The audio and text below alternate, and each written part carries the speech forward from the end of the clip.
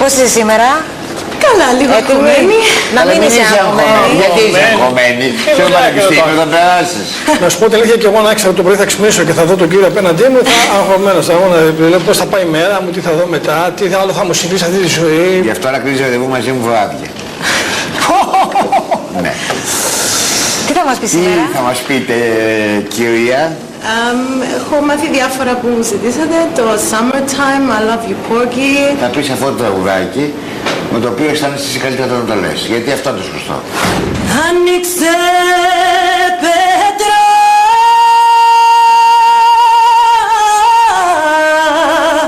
να κλειστώ, ήλιος να μη με βλέπει, αντί για νύφη πρέπει.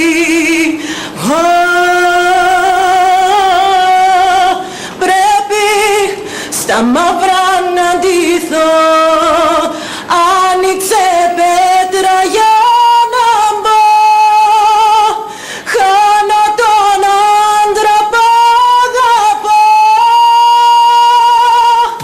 Δηλαδή θα με τρελάνεις. Είχε κάνει ένα παιδί μου και μου λες τι θα μας πεις, σου λέω εγώ, και μου λες μα το Summertime, Love You Porgy, και σου λέω εγώ μέσα στο πώς θα είσαι καλύτερα και μου λες άνοιξε πέτρα. Γιατί το επέλεξα αυτό?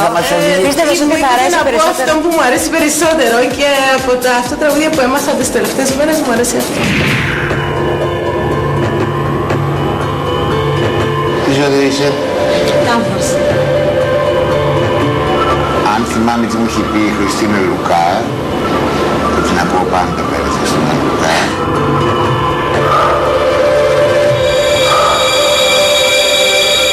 Μπράβο, είναι σε καλή κατάσταση αυτόν τον καιρό. Έχει δίκιο.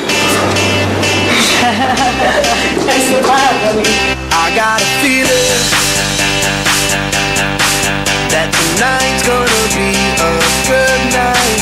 That tonight's gonna be a good night. Κάτι μου έλεγε για τι ζώδιο είμαι και ξέρω εγώ, και Ταύρος. Και μετά μου έδωσε το χαρτί και τίποτα άλλο δεν είπα. Αν πιστεύω ότι θα είμαι η νικήτρια του Catch on Stage 2 ή όχι, θα έλεγα όλα μπορούν να συμβούν, αλλά δεν με ενδιαφέρει τόσο η νίκη όσο το να λαμβάνω μέρος σε αυτόν το πολύ ωραίο, σε αυτήν την πολύ ωραία εκπομπή. Σαν άνθρωπος μου αρέσει να είμαι οργανωμένη στην ώρα μου. Κάποιες φορές δεν το καταφέρνω, αλλά προσπαθώ.